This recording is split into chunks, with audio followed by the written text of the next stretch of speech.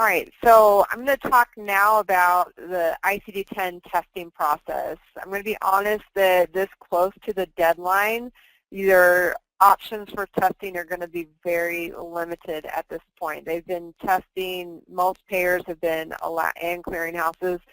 I know Relay Health is the one that we can actually support ourselves. Relay Health has been testing for the last 2 years, so once this month hit, a lot of the more advanced testing that was available was gone, and so your options might be very limited at this point. But if you have any options to test, it's still a good idea to try to figure that out before October 1st, because you don't want to have any surprises. So I am going to just touch on it for you. The testing process that you go through is, first of all, of course, to make sure you've gone through those settings that I just did in Lytec, to make sure your insurance companies are set up and that it knows which dates are the effective dates for your codes and which code set it's going to be using.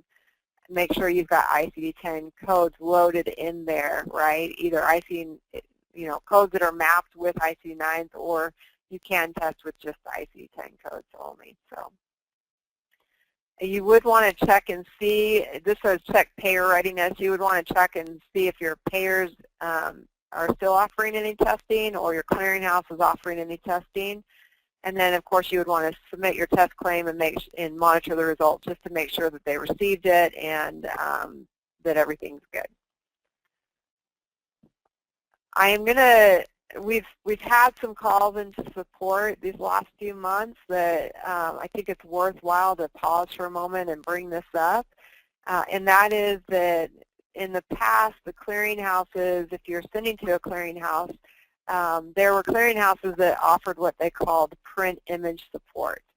So, just to give you a little bit of history, back in 2012, that was the effective date for a big change in the industry back then, and that was that under HIPAA rules, they were requiring all the electronic transmissions, all of your electronic claims had to be sent in the ANSI 5010 format. So way back then, Lytec was compliant and compatible to be able to send ANSI 5010 formatted claims, electronic claims, directly from the program. So what that means is it's already in the HIPAA specified format for you when it leaves your product. There were still, because I think people were set up on what they call the print image claims prior to that date, there were still some clearinghouses that, of course, were still accepting print image format, and then they were converting it into that ANSI 5010 format for you. Over the years, we've seen that, insurance companies, or sorry, not insurance, clearinghouses that were supporting that method dwindle, and the list kept getting shorter and shorter. So most clearinghouses we saw send letters out to their, to their clients back in before April 1st of 2014, because April 1st of 2014 is when that new claim form went into effect. So most people, if they're using that print image format, you had to have gone through a process with your clearinghouse to map to that print image format so that they could kind of line up where they were going to pull certain information from so that they could pull it into their system and then convert it into ANSI 5010.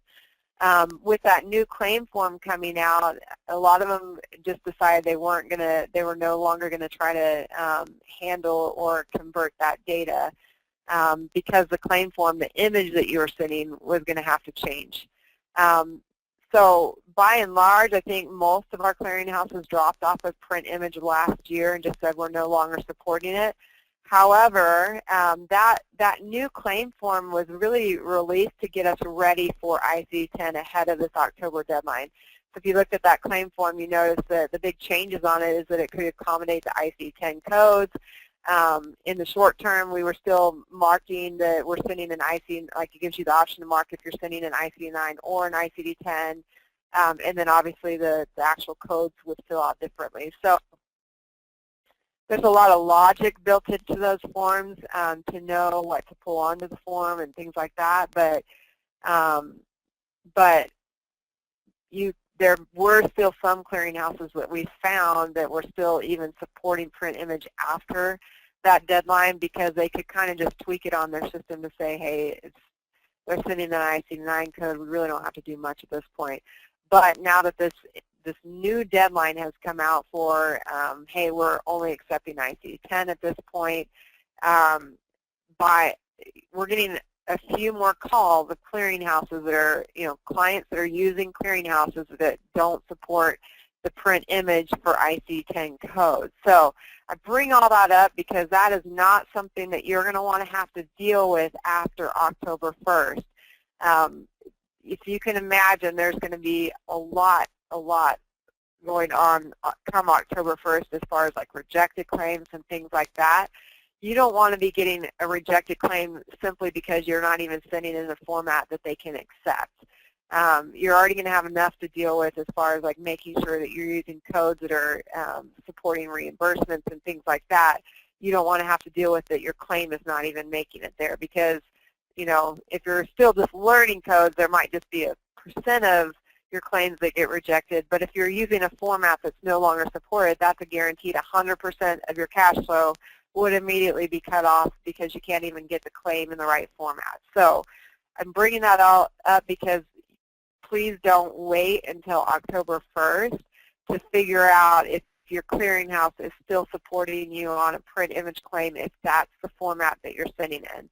Keep in mind that you have the capability in Lytec to send in ANSI 5010 format, which is the HIPAA compliant format.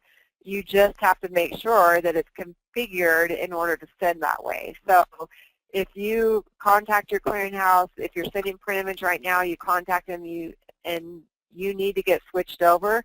One, you do need to coordinate that with your clearinghouse so that they know that you're going to start sending in the different, the ANSI 5010 format. And then you need to contact us and make sure that you get it configured properly for your clearinghouse. The software, there's no additional cost for the software itself. However, you do need to work with an EDI specialist because there is setup involved in making sure that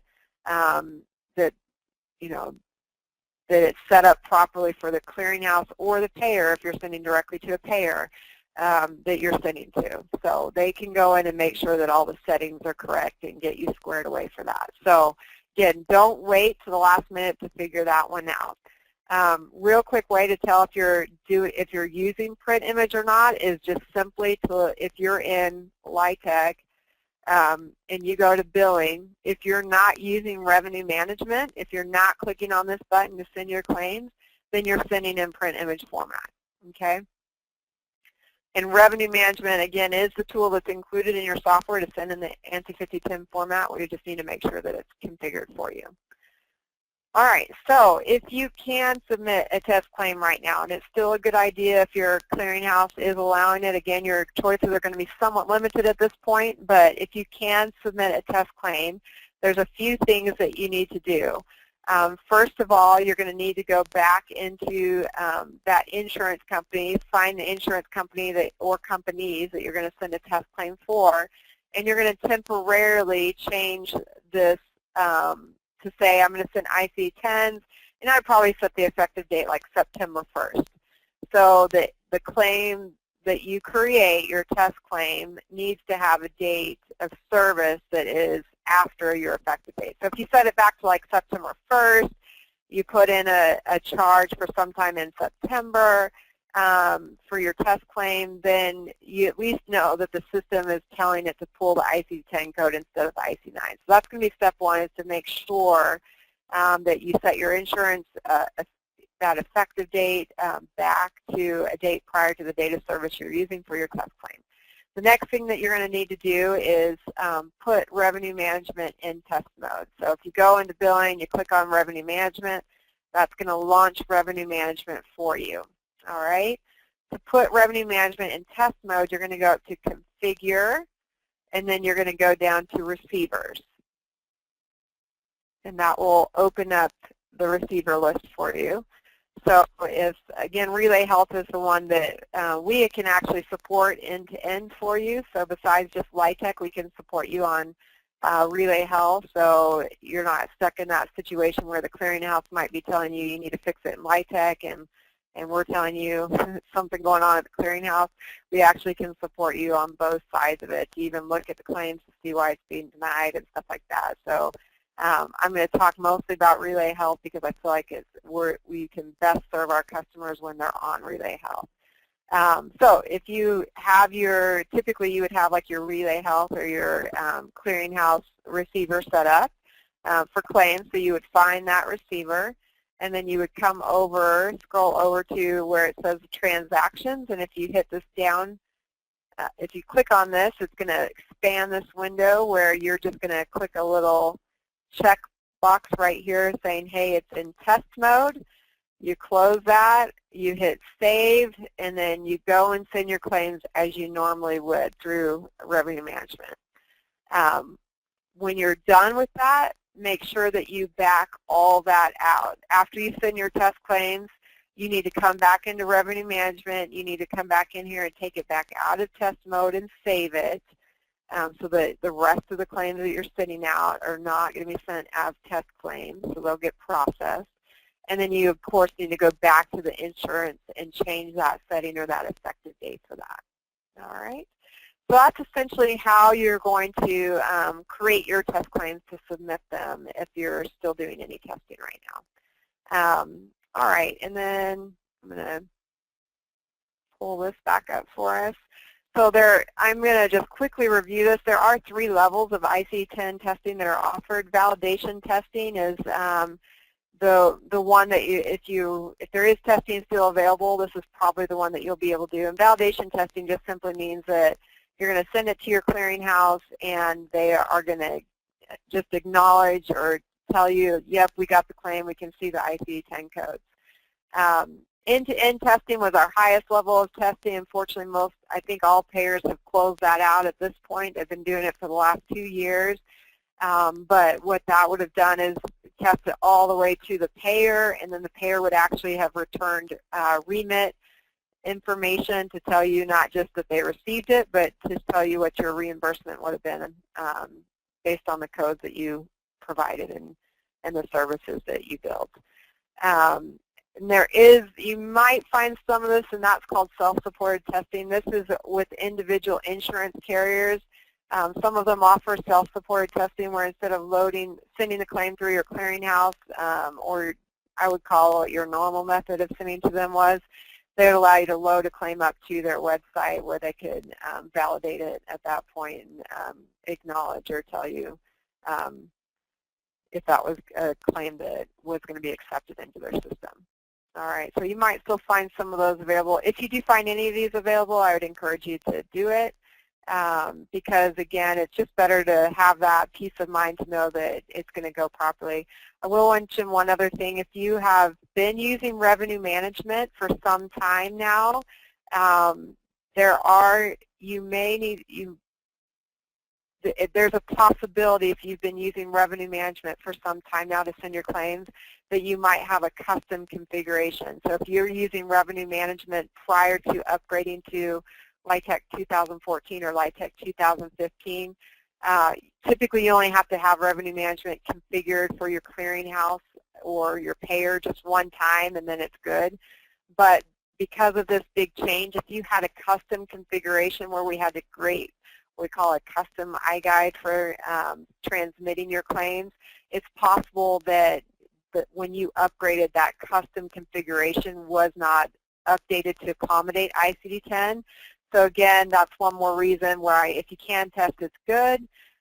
You can still at least contact us, and we would be able to confirm or tell you if you're on a custom configuration and whether or not we need to make some changes or updates to that to support ICD-10. If it wasn't a custom configuration, if for your clearinghouse or payer that you were sending to, we were able to use one of the standard guides to send through the system, then when you upgraded, it did update your receiver to send ICD-10 codes. But I just wanted to point that out because, again, it might be possible that you need to have some updates to your system if you had something custom going on. So you can contact us, and we would be able to help you with that.